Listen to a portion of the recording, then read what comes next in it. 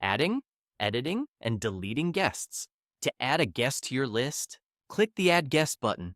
You'll see all default and custom fields that are active for your event.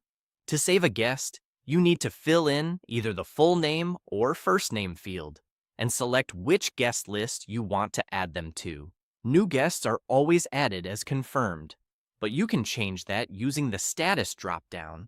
Once you're done, click Save. The most recently added guest will always appear at the top of your list. To edit a guest, click on the guest's row or name, then select Edit to update their profile fields. To delete a guest, check the box next to the guest's name, click on More, choose Delete, and confirm. Keep in mind that deleted guests cannot be restored or brought back.